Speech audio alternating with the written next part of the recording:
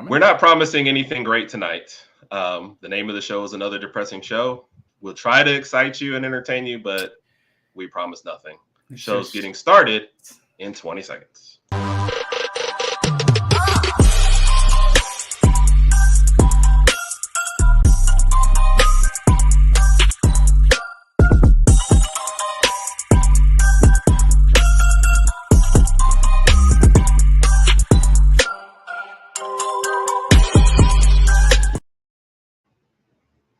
Yay! Woohoo!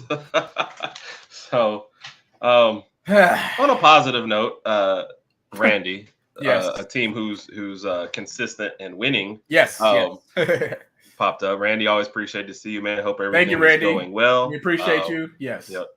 We were gonna have Randy on the show before the Georgia and Tennessee game, but if we continue at this rate, what's the whole point? Yeah. What's the whole point of that? No, we definitely got to touch base with Randy in the future. It'd be nice to have somebody on whose team is still winning. Yeah. Thinking about the Ohio State Buckeye, check it in. How are we doing tonight, Alpha? Good evening, Alpha. Lady Alpha to you, Raj. Lady Alpha, I'm sorry. Yes, my bad. And the Buckeyes are showing up early. So, oh, wow. Okay. Yeah. Marvin Harrison had a big game, so now they're alive. They're out here. Yeah. So we had a vote before the show. Raj wanted to talk about the game. I wanted to pretend like it never happened. But since he's the star of the show, he gets 2 votes. So I still want to pretend it never happened, but I feel like we would be doing a disservice to everyone if we didn't discuss what happened on Saturday evening in Tuscaloosa. So where do you want to start at? What do you? So many different thoughts going on. I have no idea where to start at. I think because I'm tired, I have more of a rant than anything else. Okay, like. Well, let's start with that. I am tired, and a lot of us generated our own fan base. I'm so tired, and it's it's a byproduct of winning. Obviously, you win championships, and then everyone gets this way. But I'm just tired of okay, we lost the game. The sky is falling. Should we fire everybody whose fault is it? Yeah. You just can't go through every season thinking you're going to win every game. Right. It's like people are acting like our last title was 20 years ago. There's nobody out there that's going to feel sorry for you. Yeah, we got beat by a better team. Just learn to deal with it. So it's not even an SEC loss. So all your goals are still in front of you. Know? So it's exhausting to sometimes deal with the fan base when it comes to that. I'm like, look, everybody else is going to take their shots because we're kind of like the villain of college football. I've learned to accept that. Georgia wins 2 titles in a row and people still hate Alabama. It's just like I think it's because if 10 years from now, whatever the case may be, if Georgia three-peats or whatever the case, then Georgia will start to take on that load that we've been handling for a while. But maybe but I kind of look at it, Alabama. And I even told you this. I look at it like for so long, I used to hate the New England Patriots, not just because they were in the AFC East, but because they won all those Super Bowls with Tom Brady. I used to hate them. And I wasn't the only one. I think the only New England Patriots were people that lived in the New England area of Massachusetts. Correct. So I think we kind of took that mantle for college football since we kept winning and winning and winning. The people just started disliking Bama. Whenever Bama would lose, everybody would go crazy. People in the media and the world's coming in. It's over for Nick Saban. Blah blah blah blah blah. Georgia, like I said, Georgia may get to that point if they keep winning. Especially, like I said, if they win 3. What if they won 4 in a row? People are going to be like, okay. But now next year, obviously, they have the 12-team playoffs. Maybe that might change things. I really don't think. I think the final 4 teams are still going to be the best 4 teams. With that being said, Saturday was just a disaster on both sides of the ball for Alabama. I went on Facebook and stuff afterwards, and people were like talking about Milroe. Was part of the problem Milroe? Yes, but he wasn't the only reason we lost. Our secondary gave up a lot of passing yards, a lot of deep touchdowns. Offensive line, I had no idea what the offensive line were doing. They just decided not to block. Prior to the game, I think they were talking about how big our offensive line. They're averaging 6'5", 330, 340. Cool, but it doesn't help if you can't block if you don't have that lateral movement. We gave up about 5 sacks. I think we fumbled a few times. The interceptions that Milroe threw were just – the worst part about those interceptions wasn't the interception. It was the replay. Once you saw the passes and you were just thinking like, bro, like what were you – Yeah. These are just ill-advised passes. The one that he threw – the second one was just like a backbreaker. Yeah. You look at it and I was like, what was the receiver supposed to do here? Like, were you tossing it to that guy? Did you owe him money? Was there a bet before the game? Yeah, I couldn't figure that out, and it just got to a point in the game where Texas realized that we were just going to keep running the ball, especially when we got down. They're just going to keep running and running, and we'll pass every once in a while. And the deep ball passes, though, obviously those work, but it was the shorter passes that Milroe just had trouble with. I don't know. I guess that's my rant. It sucked to see it, but it's just like you said, it is part of the game. When you look at the upside, it wasn't a conference loss, so we still have a chance to make the a good chance to make it to the SEC championship game. However, we have a tough uphill battle to climb. We have some tough games coming up, especially when conference play starts. Specifically, that A&M game in College Station. That's going to be a heck of a game. And obviously, if we lose one, then there goes the playoff. Yep. So I don't know. I'm trying to look at the upsides, trying to see what we're going to change for this Saturday. What do you think we should do for Saturday to change anything? So here's the problem. Saturday you have an outmatched opponent. Right. So whatever you do is going to look great. Right. It's kind of like the Middleton, it's fool's gold. Right. So the realities of the situation is you had a great run of quarterbacks, and now you have Milroe, who's now up to his fourth start. What was this? His third start he just had. His fourth start's going to come up. He's not like he's more, closer obviously to Jalen Hurts when Jalen Hurts first started. Right. And then you had some great passers, after them. And then Jalen really developed into a great passer. So it's, there's a lot. You're not going to see what you really need to see this weekend. I think that's the problem. You're going to see it kind of more against like Ole Miss, who might game plan against you and has a great offensive coordinator versus anything else. So I agree. And no, go ahead. I'm sorry. No, well, I was going to post a question that came out. So they are still attracting premium talent. That's not the problem. I don't think they have navigated the attitudes of NIL players as well as some other students, but the recruiting classes are all still top five. We have no problem there. Yeah. And we have new blood as offensive coordinator. I think in this case, I would have had our offensive coordinator, Tommy Rees, the last 3 years versus just this 1 year. I think had he had Milroe with him like all that time, then it would have been great versus like just coming in this town. So, and it was funny. Speaking of Tommy Rees, there was one shot of him in the game where he just had his hat off his head. He had his hand on his forehead and his hair. He was just like, I have no idea what's going on. Yeah. Well, that pretty much summed up how all Alabama fans were feeling right then. Yeah. Well, I think there's so when Milroe was his strength is his legs. Everyone knows that. Right. But there are several times he escaped the pocket and missed somebody wide open on a deep ball. Yep. Instead, he threw short or whatever. Yep. Right. And then there were several times he ran into a sack. Yep. So it had good blocking. So he's just still learning the game. That's the problem. So you have a couple of Ryan Roberts that hey, have a great show, guys. We appreciate that. And not every non-Bama fan still hate Bama. Well, we don't run into many of them that don't. So then he also gives you the Texas A&M's not great. But I think it's more about being in a road game. Yeah, that's we even when we had Bryce, we played down to people's level. So that's our fear. And Randy. We let you down. Randy, no matter how much they let you down, they let us down even more. Yeah, that was hard. That was a tough pill to swallow. Yep.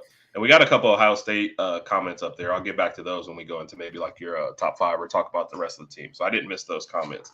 And that's the other thing that really gets me. It's not – it's always, like not bad, but I get so many texts and comments and posts after hey, are you guys okay? Yeah. Bro, this does not. So here's what's happened. Every year, the time period has shortened how long I pout after a game. It used to be 30 minutes. When we lost against Ole Miss, those back-to-back years, I was at 30 minutes. On Saturday, I was about 2.5 minutes. Now, a little friend called tequila, water and milk. Water. Definitely have, in case mom and dad are watching, some good milk. I share those sentiments 100%. It's like back in the day, I used to get so furious when we lose, didn't want to talk to anybody. Now it's just like, me and you will talk immediately after the game about the game and just what went wrong. And then it's just like, oh, well, you just move on with your night, watch some more games, go to sleep, wake up the next day, and you see what everybody's talking about. So it's just, I don't want to say it, but we're not getting used to losing, but we've accepted losing better than we did in the past. Yeah. And I don't like to use the term accept losing. We're never going to accept losing. We will always hate it. Yeah. We've decided it's not going to affect the rest of our lives. Right. So, like, if anything else happens, like, I'm good. Right. But some good tequila definitely helps. So. It does. It always does. Yeah. So, I mean, going forward, like I said, you've got to show improvement. You're not going to see it this next week. You know, we'll probably look great, and everybody will think everybody's great. Ole Miss is a little bit more of a barometer. And then once you get into the heart of the schedule, that's really where you're going to see. But they've got to understand everybody's going to attack Monroe the same way. Yep. So if he's the starter going forward, that's, it is what it is. So do you start him Saturday? Yeah, you kind of have to at this point. Like, why do you have starting if he's the guy who won the job? Yep. Starting one of the other guys against an inferior opponent doesn't show you anything either, because Rod's like, the line right now is Bama by 32, so you're expecting like one of us could go. Well, I got a bum knee, but you could probably go in QB and still like win this game. But I guess the reason I'm asking is how do we ever get a barometer on the other quarterbacks to see how good they're going to be if they're only getting garbage time? And that's like, maybe you play them in the second half or something like that. You know, maybe you see sometime and still run the offense, but there's just no way to know it unless it's against a good opponent. So you really have to go to practice and stuff. So and this is what it is, perspective. At the end of the day, we're not out there practicing, playing. We can't impact the outcome. That's true. Look, true. I did what I changed clothes down to the underwear, and that didn't help. What? I meant down to my socks. Okay. So I did my part. Okay. That's the best I can do. So. I was on daddy duty. I was here by myself with just the twins. So I was just holding one of them on and off, watching the game. It is hard to contain your frustration when you're holding a toddler. I'm sitting there holding one. I'm just like, but what can you do? What can you do? What can you do? Yep. Oh, I don't know if I should post that next. I don't think we should. Shout out to Hoda. We got you, but we're not gonna post that one. That's just a bad situation going on right there. So if I'm on the field, I can't lose sleep over loss of time. I agree. Yep. I agree. Somebody asked me the next day, "Did you sleep okay last night?" I said, "Yeah." I slept like a baby. I had plenty of water all day, so I slept great. I had some premium H2O with a little bit of salt and lime. Oh yeah.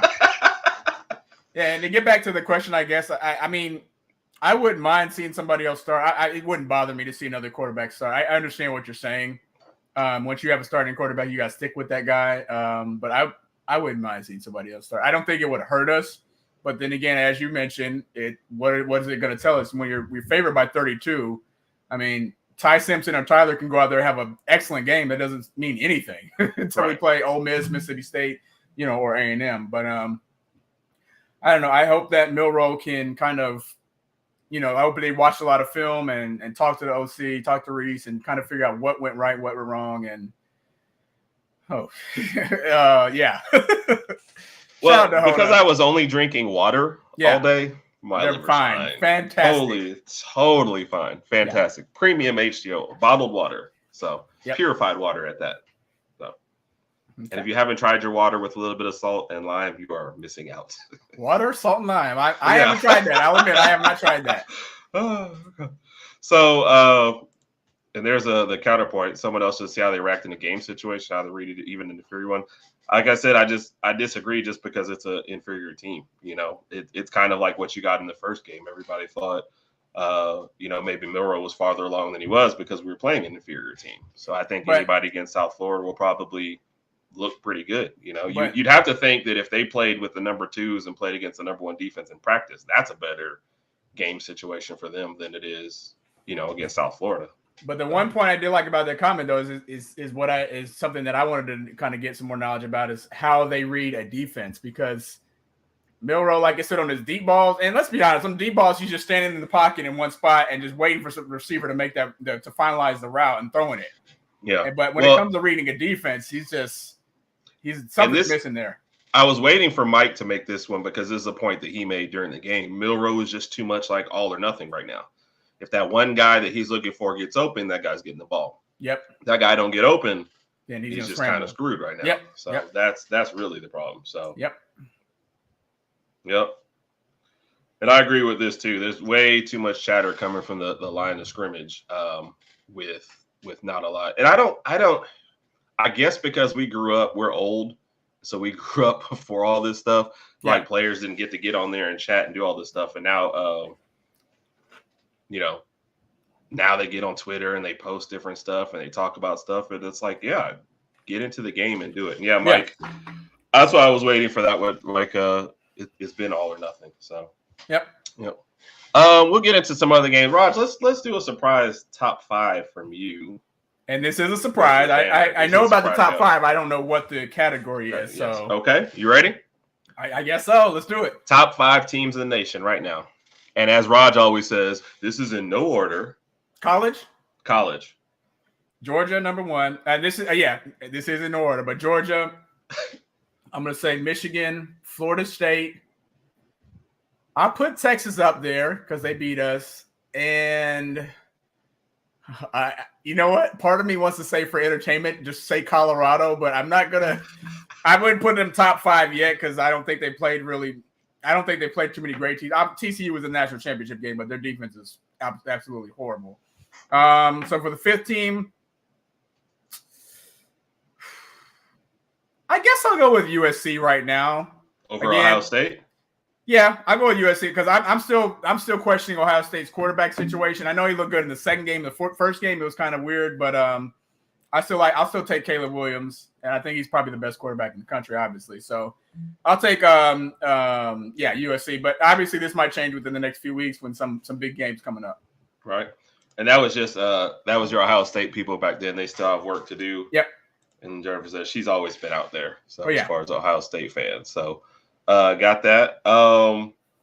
Give me a sleeper that is not in the top 10. I'd have to see who's actually in there because I think Washington's top 10. That's a team that kind of maybe under the radar scares. Washington's 8. Washington's number 8. Yeah. So okay. So Tennessee, Utah, Oregon, LSU, Kansas State. Hey, Colorado's sitting at 18. But I'd have to wait until they play USC and play. I think they play Oregon first. Oregon and then USC back-to-back weeks, I believe. So that's who I would have to wait for. Yeah. Like I said, Washington would be a tough one. Utah's an interesting one just because of okay. So I'm gonna go your sleepers. I'm going Pac-12. Utah, Oregon, and Utah. Okay. Are both two teams barely outside of the top 10, but both tough teams. Utah, I think, is a little more physically tough. Oregon has the better offense, but I also feel like the Pac-12 was really going to beat up on each other. So that's what's really going to slow down. So Colorado hosts Colorado State this Saturday, but then on the 23rd they go to Oregon. Now that's going to be a huge game. Right. So that'll really put Colorado to the test. Yeah, Michigan has played BS teams, but I don't think anybody like Ohio State hasn't played anybody great yet. But I think even by Ohio State fans' admission, they haven't looked great yet. So and the beauty about the whole Michigan versus Ohio State thing is they play each other at the end of the year. So like sometimes when I put my top 5, I put both those two teams. I think Penn State is supposed to be your sleeper, but they never beat Ohio State or Michigan. So I still see both teams going undefeated, and whoever wins that game is going to the playoff.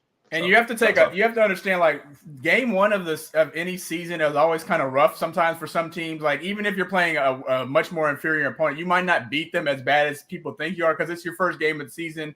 You're still trying to work a few kinks out. And then now game 2, 3, 4, obviously that's when you should start getting better. So, Ohio State hasn't played anybody. I don't think Michigan has either. So, So, like I said, that's one of those. It's like Kennard situation. I don't really worry about it. Like, they play each other at the end of the year. So, I don't think there's anything after game 2 to really get upset about. So and I kind of like. I think there's another comment about it. We're not giving anybody any credit. We're just saying like not necessarily top 5. So saying you're a top 10 team and not top 5 is not like a knock on your team. It's just saying that. So, Colorado baby from Mike. You got to believe now. If they beat USC and Oregon, I'll believe. If they beat Oregon, I think they'll be somewhere around the top 10. If they beat Oregon, so because they're going to beat Colorado State. We know that. So. Utah's problem the past couple of years has just been they play bad on the road and lose games that they shouldn't be. That's why they're back-to-back Pac-12 champions, but haven't sniffed the playoffs. They lose a game they shouldn't lose somewhere. Then somebody else loses a game they shouldn't, and all of a sudden, that's they win the Pac-12, they get in it, but they're nowhere near the playoffs because they always have 2 or 3 losses at the end of the year. Yeah, so that's the problem. So, all right. What other game? So you watched the Colorado game. Was there anything else that really stood out to you college football wise this past week? Let me see. Georgia had a pretty dominant victory. Florida State still. I didn't watch the Florida State game, but from the stats and watch some of the highlights, Florida State's looking good. Jordan Travis is a monster. As the younger kids say, he is him. So Florida State's looking really good. I hate to. I'm going to edit that part out when we. I know. I hate to give it to Quinn Ewers in Texas, but Quinn Ewers look really, really good. I think that game kind of really, really helped out his draft stock as well. I think I saw Mel Kiper's top 10 QBs in this upcoming draft. And I think Quinn Ewers was 6 or 7, maybe 6. But I think as the season are the top 5 all Pac-12 quarterbacks? No, Mel Kiper's projected NFL draft, 2024 NFL draft. Right, but you said he was the number 5 quarterback or number 5? I think he was the number 5 or 6 quarterback. I had to pull up the list because I know that's what I'm saying. Caleb Williams. It was Caleb Williams, Drake May, and then I honestly don't remember the list. I forgot about Drake May. Yeah, I'm just saying that because the Pac-12 was really strong. Yeah. Well, they had Bo Nix on there, Michael Penix, and then of course Quinn Ewers was in the middle of the pack. But I think if he continues to have a solid season, I mean, Texas can win the Big 12. But like I told one of my coworkers today, it seems like every year Texas loses 1 or 2 games that they probably shouldn't have lost. So they have to avoid doing that this year. Yep. So you got 2 more jumping in here late. Offenses 2 Boomer. Yep. Shout out to Bama Beat. Kind of Bama Beat usually comes on beginning of the year to break stuff down, and then he's busy. Did I tell you I saw him on TV the other day signing autographs? Popular guy. I didn't know that. I didn't know that. Wow. Wow. Can't sustain drives.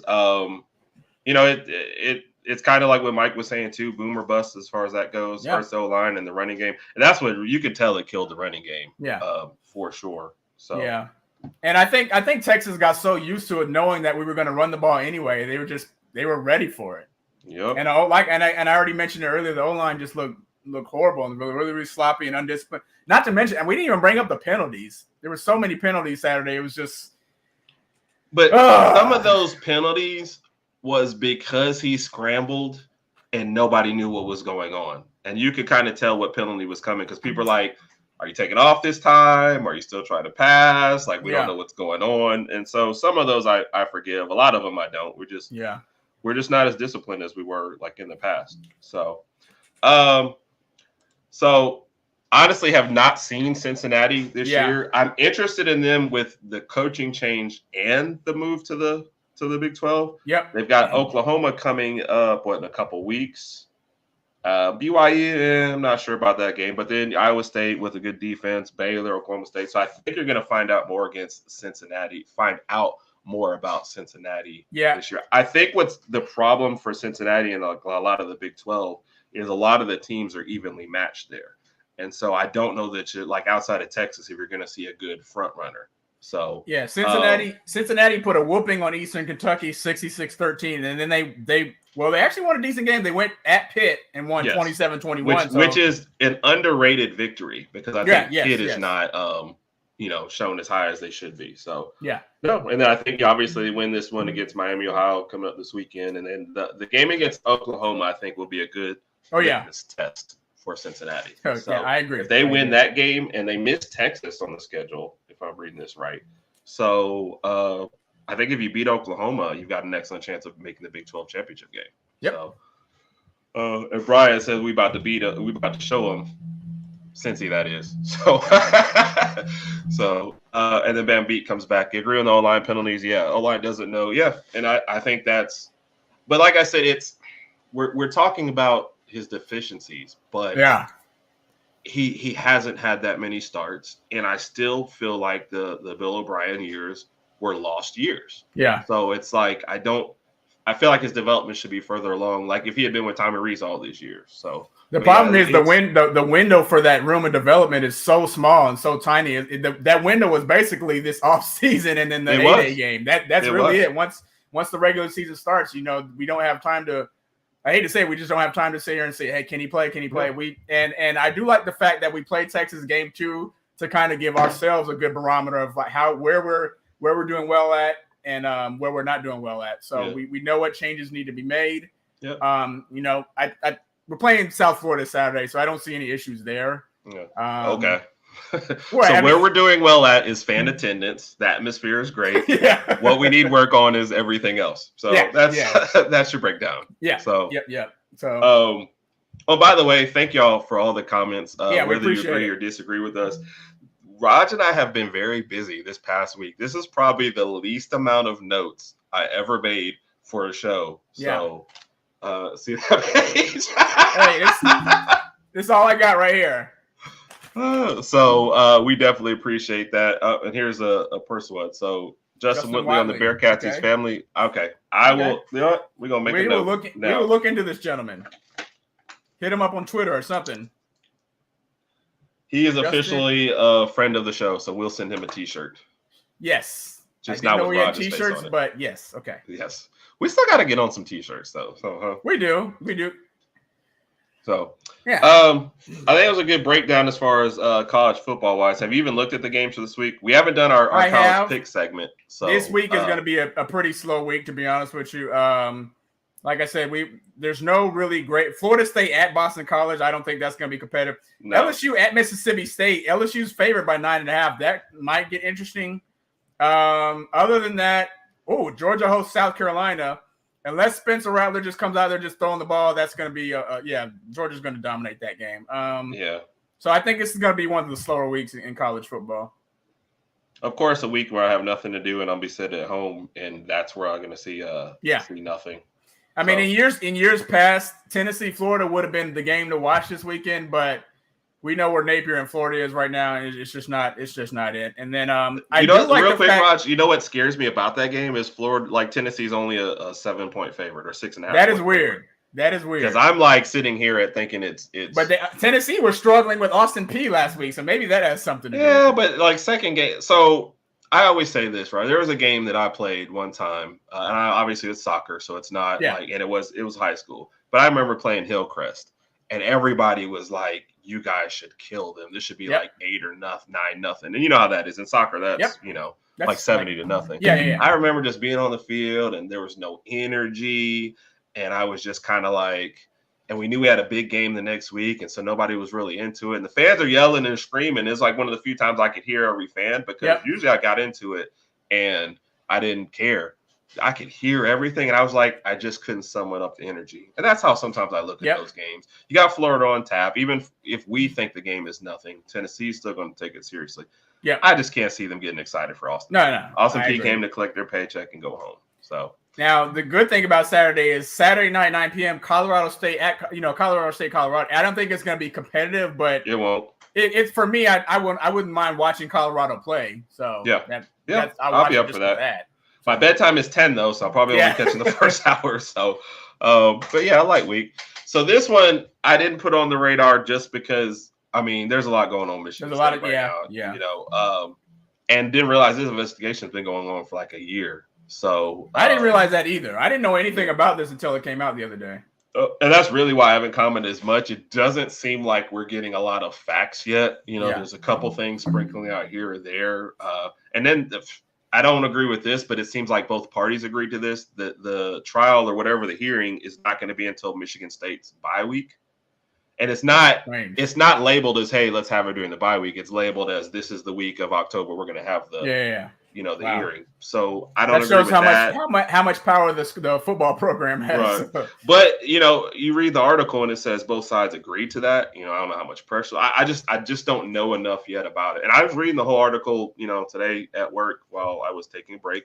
So trying to get a little more information, so we can say. But obviously, the things he's accused of are ridiculous and terrible. And I don't get some of these guys in powers when they go for that, but that's neither here nor there. I wish it was a quicker resolution. I think everybody deserves a quicker resolution, but until October comes out and we get more facts, it seems like we just won't know more. Yeah. So I think it's an unfortunate situation all the way around, though.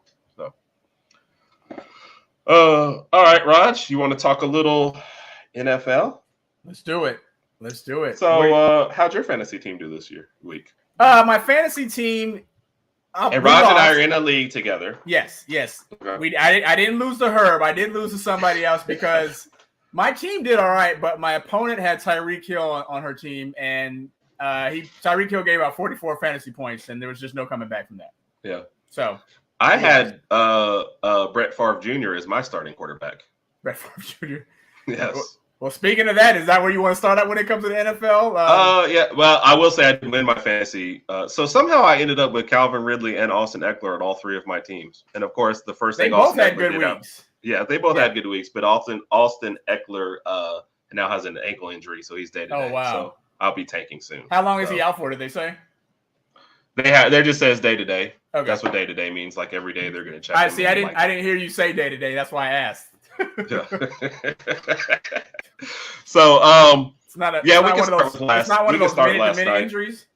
What? It's not one of those minute-to-minute injuries. No, not minute to minute. Yeah. Right. So those are those injuries that every husband gets when their wife asks them to do something. Wow. Sorry, babe. Sprained my pinky. He said it. He said it, not me. Yeah. And this hurts. Discuss the NFL when my team scores a point. Go Big Blue. Oh yeah. Shout out to you. The Giants lost. Let's leave it at that. Discombobulated. Yeah. That was just bad. Why did they leave Daniel Jones in there? They were losing 40-0. Why leave him in there just to get slaughtered some more? I don't get it. Because they paid him the big bucks. They said, "Hey, you gonna get a big contract. You gonna stay out there. You're gonna take these hits." So, yeah. So, so you do have the yes. Let's talk some NFL maybe and fantasy football. Yep. I went 1-0 on all three of mine. So if I can do it, anybody can definitely. Congrats. So sorry, guys.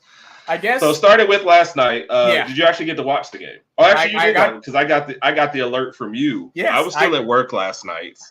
So I get wow.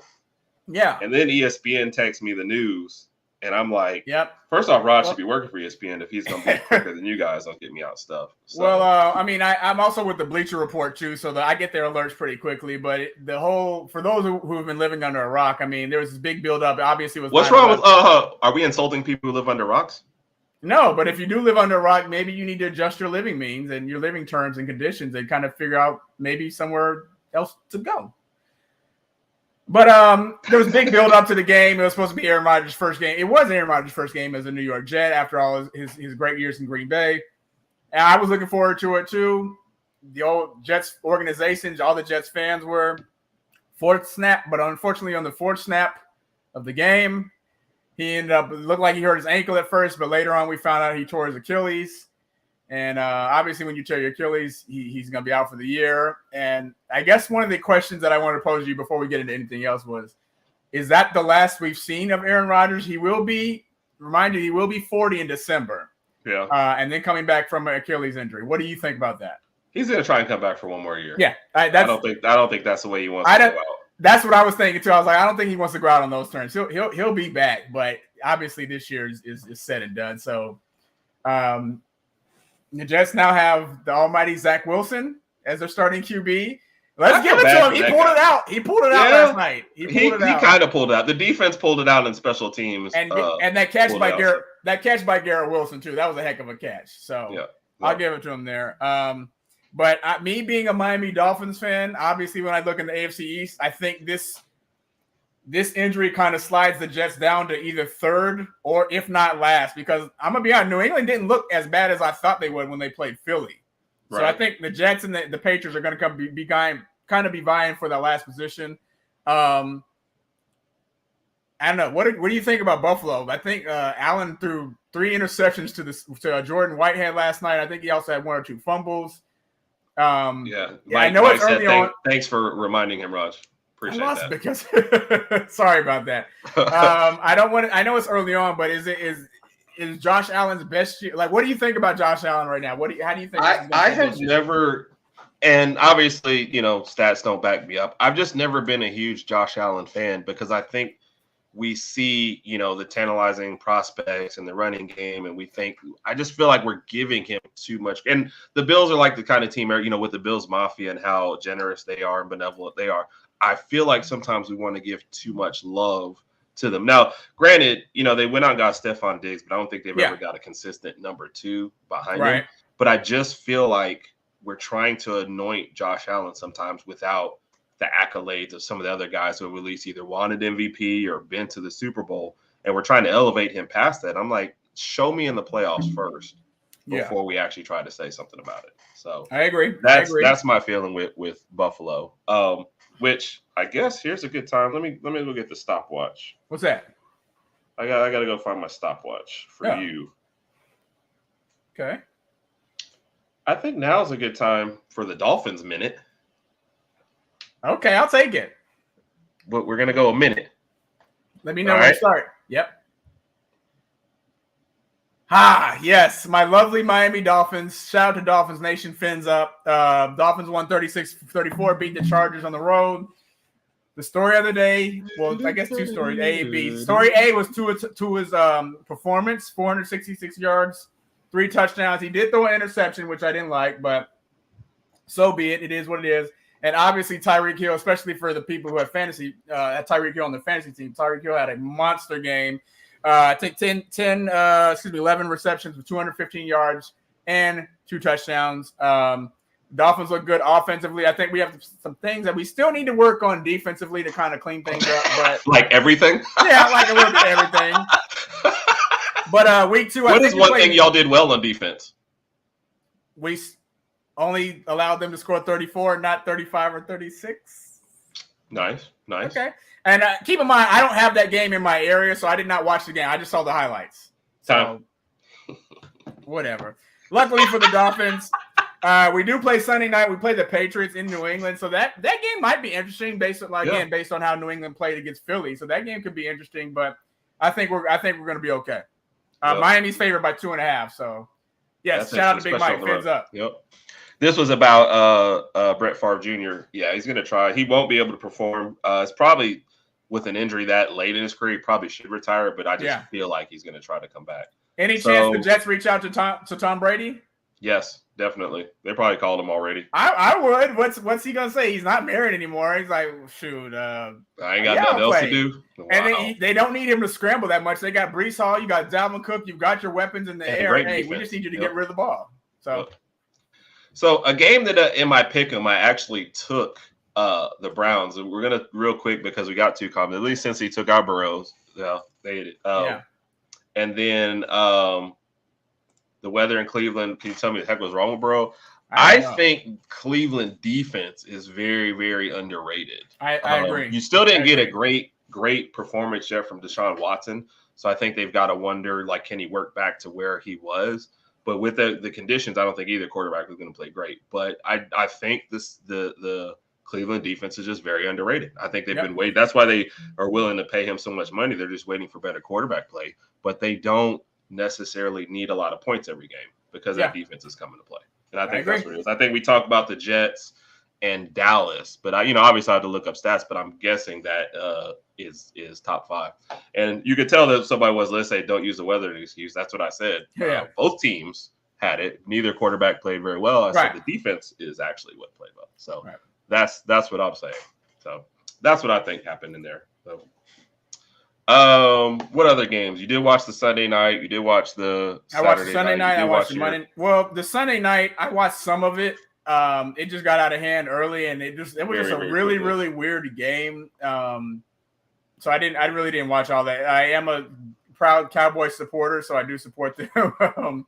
Not necessarily a fan yet. Herb and I go back and forth about that. Other than that, I watched some of the 49ers Steelers game. The 49ers look good. Christian McCaffrey had a big day. I still think the 49ers have one of the best teams on both sides of the ball in football. And Brock Purdy, it seems like he's well respected in the locker room. Good quarterback. He can get the job done. Doesn't try to do too much, but it just does just enough to kind of help out the team. Were you surprised that the Broncos lost to the Raiders? I didn't think the Raiders even had a chance in this game. No. Okay. I didn't watch enough of the game or only saw little highlights, so I could only tell you, am I surprised just because like Denver is just not good, and I think we're expecting Peyton to come in and just turn everything around, and I just don't think it's going to happen. And Vegas had they had a pulse at least last year. Yeah. So I think they might play some team stuff, but it feels like both those teams are clearly fighting for third in the division. Although, the Chargers just start off with a loss. It's not a it's not a division loss for them yet, so our conference loss, whatever the division loss. Sorry, so I don't see. I guess I just don't care. Even we were on a Super Show, Raj, and the guy who's the Raiders fan didn't have anything to say about the Raiders. Right. So it's like, and for Denver, you've got a sunk cost in Russell Wilson. You can't just move off of him early. So it's kind of, they're almost in no man's land. You would have been better off with the record you're getting, just keeping all those assets that you gave to them. Yeah. So, no, I wasn't surprised. I just, it was definitely apathy. And I was more, like you said, I don't do the NFL Sunday ticket. I was more following the Miami and the Chargers game. Yeah. And watching the Philly, New England. New England was just surprisingly a lot better. Mac Jones had Mac Jones looked good. Game. Yeah. He looked good. After throwing, so I think when every Alabama quarterback threw an interception over the weekend to get things started. So, but with that said, I'm not really surprised Tua threw one, because I know Tua. Tua is he's got a cannon, and he's slinging the ball all over the place. Yeah, that's just what he's going to do. So I'm not surprised he threw one, especially with him throwing the ball as much as he did. So I'm okay with that. So how about you? Did you surprise how Jordan Love looked, or are you more surprised that? I'm glad you brought that. I was extremely surprised on how Jordan Love looked. There was a lot of obviously there's a lot of pressure on him being the next guy since Aaron Rodgers is gone, and I don't think we saw. He was decent in preseason, wasn't great, but again, it is preseason. I didn't know how he was going to perform, and then again, they didn't play the Bears. I thought the Bears would play. No offense to any Bears fans out there. So. No offense, but come on, it's the Bears. But yeah, to answer your question, Jordan Love looked really good. He looked very, very comfortable in the pocket. Threw for 3 touchdowns, 15 for 27, 245 yards. So I was really happy. And I think Packers Nation should be happy. I got to check out the Green Bay Packers schedule to see, who they play next. I don't know if or when they play Dallas, but anyway, so they play at Atlanta on Sunday. So that should be a pretty easy win. Right now, the line is Green Bay by 2, I guess, because it's a road game, and I don't know, the Falcons beat the Panthers, but that's a whole nother issue. Yes. With that being said, this might be an odd transition. Rookie quarterbacks.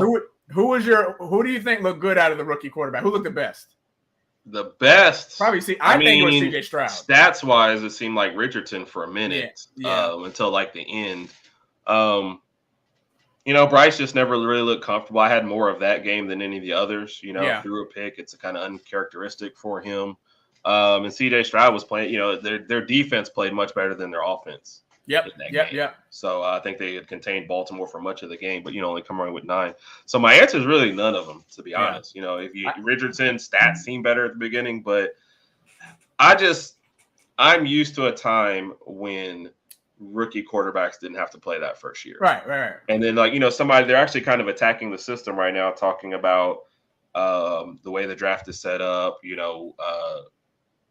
They're how they get drafted to a bad team. They're not set up in a good situation. Yeah. So you and I have discussed that several times. Yeah, I get it, but having to play this early, somebody's mentioned CJ Stroud. I mean, he had to throw 44 times in this game. That's not good, but your offense only scores 9 points. I just think he's in a position coming to a terrible team. He shouldn't have to play this year.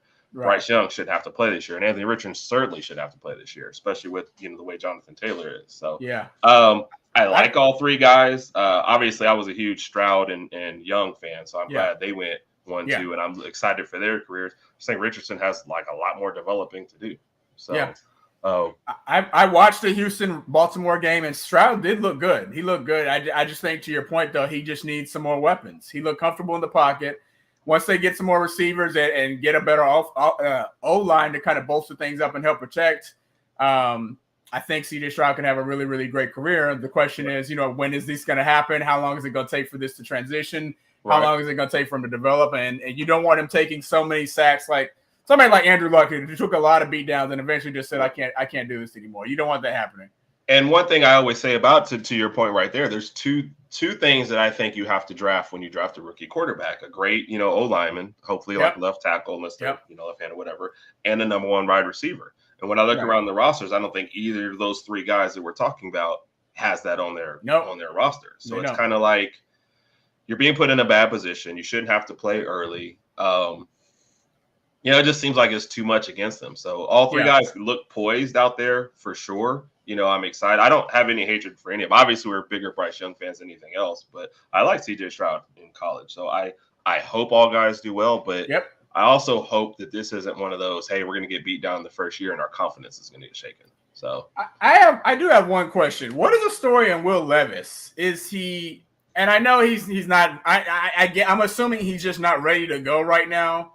Yeah. I think they've got one more year of Tannehill, so they're willing to let him duke it out. But they also, Malik, they also drafted him high. Yeah. So I mean, Tannehill threw 3 interceptions, so it's just kind of like I don't know what you're looking to get out of that. And I told you how I feel about Tennessee. Tennessee was almost about to rebuild, and then they decided not to, and they go out to get like DeAndre Hopkins, but they don't really know what they're doing. They should have tried to get rid of Tannehill. I guess they couldn't get a good trade for Derrick Henry, so they kept him. But it just seemed like if you're going to spend, a third round and a second round pick on a quarterback in like back-to-back years, like you're ready for those two guys to take over, and you should just start to move on. So they're somewhere in the middle of, are we going to try and make the playoffs, or are we rebuilding? And that's just nowhere to be in the NFL. Yeah. So they lose an ugly game to New Orleans, 16-15. So catching up with your stuff real quick. Defense killed it. Yep. Like I said, I'd have to look at stats, but I feel like Cleveland's going to be like a top 5. This was I think about Denver picking them to make the playoffs. It just want Russell to be not. Yeah. It's just like, especially if you were a Seahawks fan. I know Bo from Football Talk with Bo. He's probably, I don't know if he's actually hated. I don't know if he's still tied to Russell Wilson, but this is just bad. Whatever he's got going on right now. And it's like, did he just lose it altogether? And then CJ, like I said, is the stats and the touchdowns in. But I agree. I think he needs an O lineman, and I think he needs a better. I feel like they got a rookie defensive head coach, D'Amico Ryans, and I don't feel like he wanted CJ Stroud. That's why they made the big trade. He probably wanted Bryce Young. Yeah. Well, and I feel like he wanted to build his defense first. I feel like that's where those 2 picks came from back to back. So. Obviously I don't know. He doesn't answer my phone calls, but that's what I feel like. That's what I feel like happened in that position. But all 3 of those guys, to go back to your original point, they need this next draft to really, really solidify what they got going around those guys. Yeah. So. No, I understand. The defense didn't look bad. Gave up 25 points, but they didn't look bad. They're just really, really young. I think Will Anderson got his first sack, obviously, for his career in there. They look pretty solid. It's just, like you said, they're young on both sides of the ball. It's just going to take years for this team to develop, and I don't know, how long they're going to give D'Amico there, to be honest with you. Yeah. Well, I mean, but if you're a Houston Texan fan, I wonder if they're going to, If you're a Houston Texan fan, like, what exactly are you expecting? Well, you're probably, getting Will Anderson was great, but the trade to get him was probably terrible. Yeah. Because you're probably just traded the top 5 pick next year that you could use on some more assets, and you're not one player away from winning the whole thing. Right. So there's going to be a lot of pressure on him to perform going forward.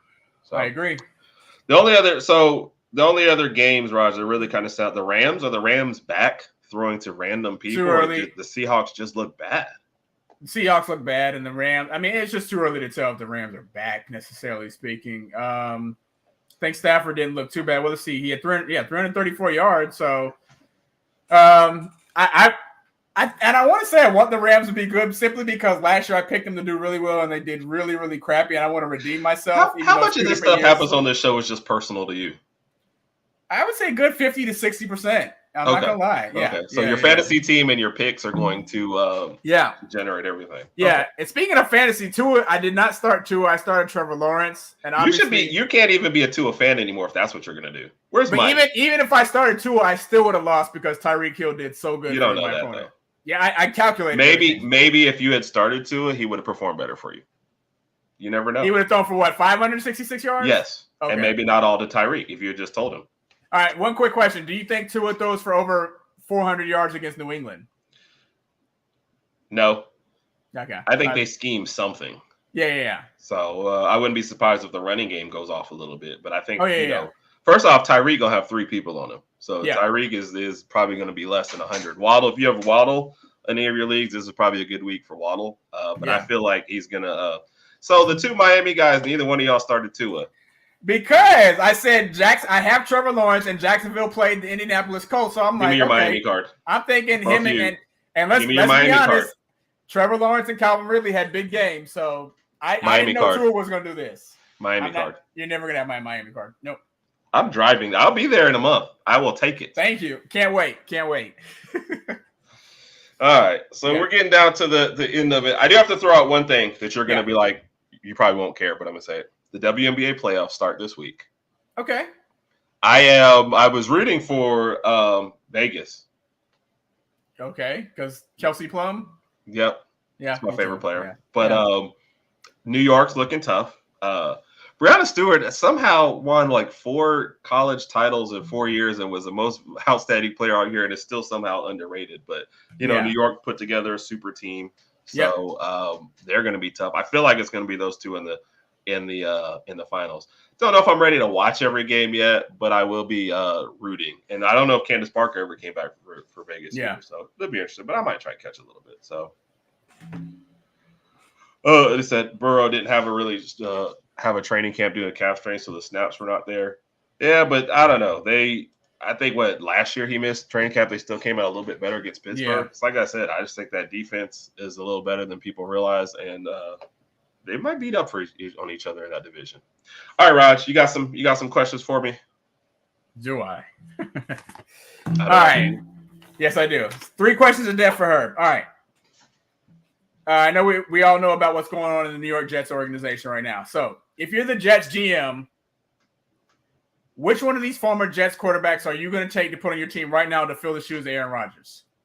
Geno Smith, Ryan Fitzmagic, or Mark Sanchez? Oh my God! I mean, you got to go Geno Smith. He's the only one actually playing right now, right? I mean, you take all these guys in their prime, in NFL prime, not just who's playing right now. Still Geno Smith, but okay. Ryan. I mean, it would go in this order: Geno Smith, Ryan, then Sanchez, Fitzmagic, and then. Is it because the whole thing about Sanchez is the butt fumble? That's the only thing fumble. I see. It's the only thing I remember. I don't. If you told me, hey, did you know he won a Super Bowl and he was MVP? I'd go, no, I just remember butt fumble. I remember the butt fumble. Yeah. So that's like you always remember at your worst moment. So yeah, butt fumble. So. All right. Next question. Okay, so before I talk about the question, for those of you who don't know, in Tuscaloosa, Alabama, the Strip is like the part of the University of Alabama where I thought you wanted. Where it's on campus, where they have like a lot of the bars, places to go out, nightlife, etc. So let's just say they're getting ready to implement a candy shop. Yes, on the Strip. Like they'll take you to the candy shop? No, not that type of candy. Just candy. You can get chocolates, certain flavored Skittles, etc. Whatever the case may be. What would you name the shop, and which three either current or former Bama players would you want as the faces on that building of the shop? And what would you call the shop? Okay. What 3 current players? Current or former? I figured you would go with former because I don't know if you want Jalen Milroe on the. Yeah. So the people on the billboard, I'm going Bryce Young. Okay. For sure. He's the center. Yeah, that's an easy sell. Yeah, kids will fall in love with that face. Yeah. Yeah. That's one.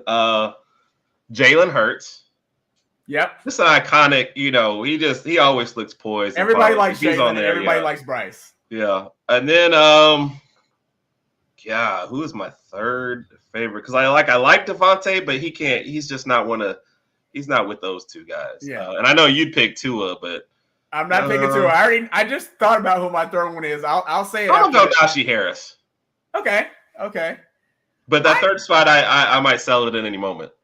I was thinking Quentin Williams with the smile, the big chubby cheeks and stuff. I mean, he would definitely sell a candy shop. What would you call the shop? Come get your chocolate.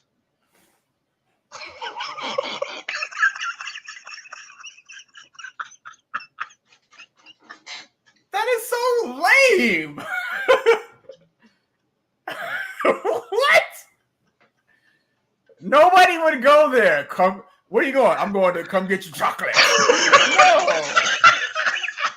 No. Raj, I'd have the women lined up around the block. I'm telling you. Trying to get kids to eat candy, not Oh, I misunderstood. You said strippers, and I was I did not say strippers. You said strip. Oh, my bad. Oh gosh. let's just move on. You're gonna like this last question. I like the second question. Okay. Out of these three names I'm about to give you, who do you think would be the best football GM? Mom? Our mom? Yeah, our mother, my wife Sydney, or your wife Brittany. Who would be the best football GM? Jeez.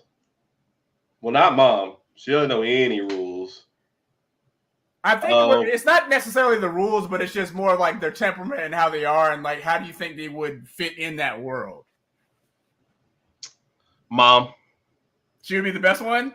Yeah, because just you see how she is. She'd be like, all right, go out there and play, guys. Get it, get together. And then at halftime, she'd be like, you can't talk like that to grown men, though. Listen to me, though. She would be encouraging.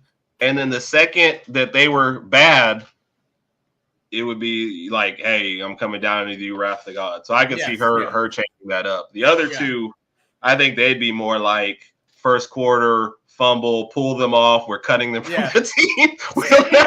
We're putting them in Sydney would be more focused on the fashion aspect of everything. Like I don't like those colored uniforms. Can we change them right now? Like, no, you can't change it again. Okay, well, that's gonna make a priority right there. And then first thing in the meeting Monday, we need to get different colored uniforms. I don't like this. Well, Britt would be fine. I don't know what Britt would be doing. She'd be cutting people in the first. Like in the all first right, quarter, you suck. You're out. Yeah. Milroe was she was on Milroe for the whole game. So why don't we get him out of there? Oh man. So it would be bad for the whole rest of that. So I just have to go with mom because she probably would be the most balanced. She would balance between encouragement and then we're firing everybody. So, yeah. Plus she had to deal with us all her life. So that's true. That's true. Dealing with you is a lot. Let's go get our chocolate. I was definitely not expecting that answer. By the way, nobody liked it. No. Yeah. I see a lot of problems coming that way. Yeah. There's a lot of lawsuits in our future. Yeah. All right, Ross. I guess we're gonna end a little bit early today. Yeah. I think this is kids to take care of. As you mentioned, we didn't really prep for this one as much because this was a wing it all the way. So we were kind of hurt from Saturday's loss, so we just kind of. What is the pass for winged it or wung it? We wunged it. We wunged it? Yeah, we wunged it. We were wunging it. All right, Rod. So for the Herb and Rod podcast, we appreciate you. Go check us out on YouTube as well, where we've got several videos coming up. Yes. Our college picks from last week, NFL, and of course, Alabama versus the world. Yes. Which is even better. Raj, any final thoughts? No. Looking forward to the Thursday night game, NFL game, and of course, looking to see if the Tide can bounce back this Saturday against a tough South Florida team. Oh my God! Okay. Yeah. And on that note, definitely check out Bama versus the World this week to see what South Florida comes up with. So, yes. For the Herb and Raj podcast, you've got a Go Browns and a good night. Good night, Miss Lady Alpha. Yep. And for all you guys that aren't reaching us, good night. It's like, what's going on there? We're disappointed in the rest of y'all. So thanks a lot, guys. All right. For Herb Raj podcast, Herb Raj, we will see you next week. As always, roll tide and roll tide. Go get your chocolate. Don't do that.